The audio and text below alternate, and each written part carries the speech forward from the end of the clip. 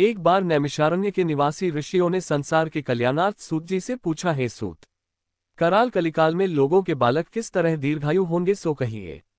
सूत जी बोले, जब द्वापर का अंत और कलियुग का आरंभ था, उसी समय बहुत सी शोकाकुल स्त्रियों ने आपस में सलाह की थी कि क्या इस कलियुग में माता के जीवित रहते पुत्र मर जाएंगे। जब वे आपस में कुछ निर्णय नहीं कर सकी तब गौतम जी के पास पूछने के लिए गईं। जब उनके पास पहुंची तो उस समय गौतम जी आनंद के साथ बैठे थे। उनके सामने जाकर उन्होंने मस्तक झुकाकर प्रणाम किया। तदनंतर स्त्रियों ने पूछा, हे प्रभु, इस कलियुग में लोगों के पुत्र किस तरह जीवित रहेंगे, इसके लिए कोई व्रत या तप हो तो कृपा करके बताइए। इस तरह उनकी बात सुनकर गौतम जी बोले, आपस में वही बात कहूंगा जो मैंने पहले से सुन रखा है।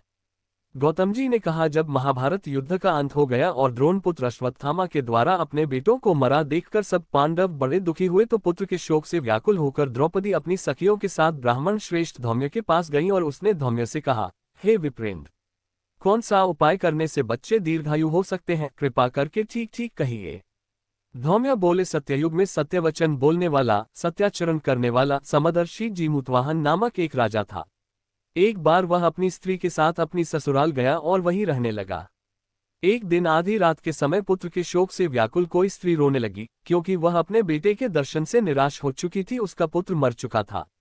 वह रोती हुई कहती थी, हाय, मुझ बूढ़ी माता के सामने मेरा बेटा मरा जा रहा है। उसका रुदन सुनकर राजा जीमूतवाहन का तो मानो हृदय विदीर्ण हो गया। वह तत्काल उस स्त्री के पास गया और उससे पूछा, तुम्हारा बेटा कैसे मरा है। बूढ़ी माता ने कहा, गरुड़ प्रतिदिन आकर गांव के लड़कों को खा जाता है।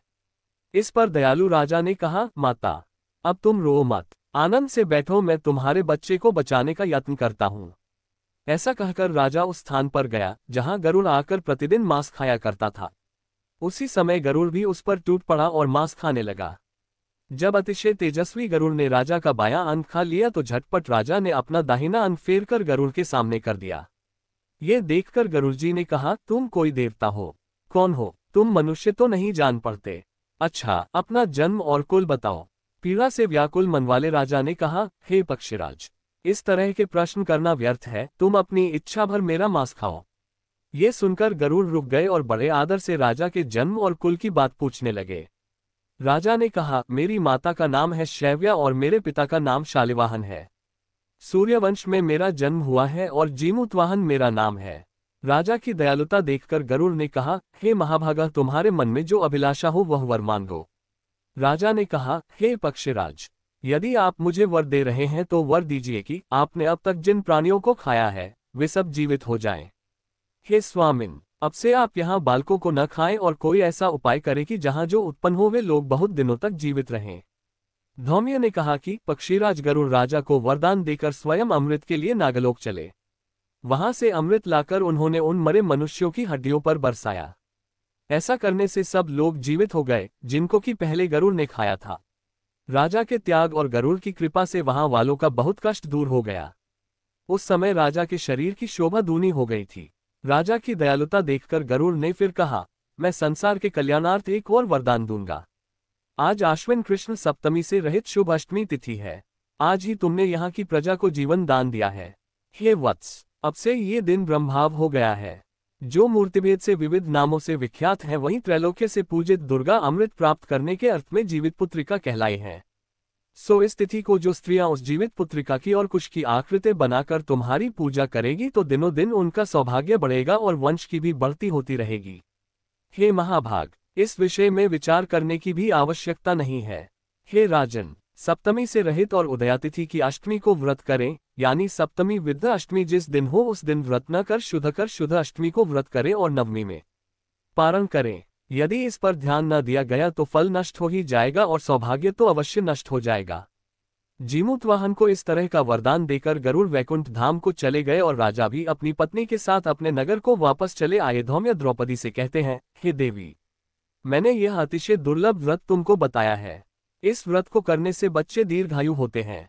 हे देवी, तुम भी पूर्वोक्त विधि से यह व्रत और दुर्गा जी का पूजन करो तो तुम्हें अभिलषित फल प्राप्त होगा।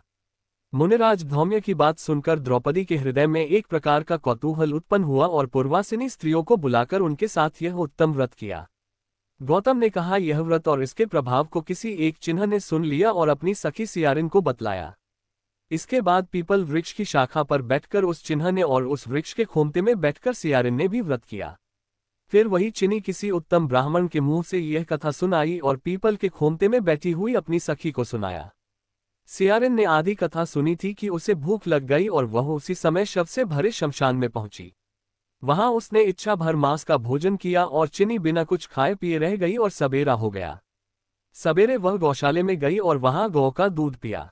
इस तरह नवमी को उसने पारण किया। कुछ दिनों बाद वे दोनों मर गईं और अयोध्या में किसी धनी व्यापारी के घर में जन्मी। संयोग से उन दोनों का जन्म एक ही घर में हुआ, जिसमें सियारिन ज्येष्ठ हुई और चिन्ह छोटी। वे दोनों सभी शुभ लक्षणों से युक्त थीं।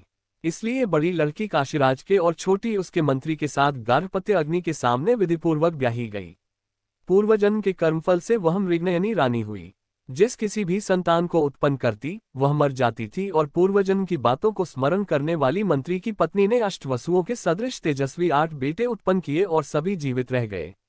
अपनी बहन के पुत्रों को जीवित देखकर ईर्ष्यावश राजपत्नी ने अपने स्वामी से कहा कि यदि तुम मुझे जीवित रखना चाहते हो तो इस मंत्री के भी पुत्रों को उसी जगह भेज दो जहां मेरे बेटे गए हैं, अर्थात इन्हें मार डालो। ये सुनकर राजा ने उस मंत्री के पुत्रों को मारने के लिए कई प्रकार के उद्योग किए, पर मंत्री पत्नी ने जीवित पुत्रिका के पुण्य बल से बचा लिया। एक दिन राजा ने अपने आदमियों से उन पुत्रों का सिर कटवाकर पिटारी में रखवाया और वह पिटारी उनकी माता मंत्री पत्नी के पास भेज दिया। किंतु वे 8 सिर बेशकीमती जवाहरात हो गए और भले चंगे वे 8 लड़के अपनी माता के पास वापस चले गए। उनको जीवित देखकर राजपत्नी को बड़ा विस्मय हुआ। अंत में वह मंत्री की पत्नी के पास आई और उसने पूछा, बहन, तुमने कौन सा ऐसा पुण्य किया है जिससे बार बार मारे जाने पर भी तुम्हारे बेटे नहीं मरते? इस पर मंत्री की पत्नी ने कहा, पूर्व जन्म में मैं चिन्ह थी और तुम सियारिन। हमने और तुमने साथ साथ जीवित पुत्रिका का व्रत किया था। तुमने व्रत के नियमों का भली भांति पालन नहीं किया था और मैंने किया था। इसी दोष से हे बहन, तुम्हारे बेटे नहीं जीते। ओ राजरानी, अब भी तुम उस जीवित पुत्रिका व्रत को करो तो तुम्हारे बेटे दीर्घायु होंगे। मैं तुमसे सच सच कह रही हूँ। उसके कथनानुसार रानी ने व्रत किया। तभी से उसके कई बेटे सुंदर और दीर्घायु होकर बड़े बड़े राजा हुए। सूत जी कहते हैं कि सब प्रकार का आनंद देने वाला मैंने ये दिव्य व्रत बतलाया। स्त्रियां चिरंजीवी संतान चाहती हो तो विधिपूर्वक ये व्रत करें।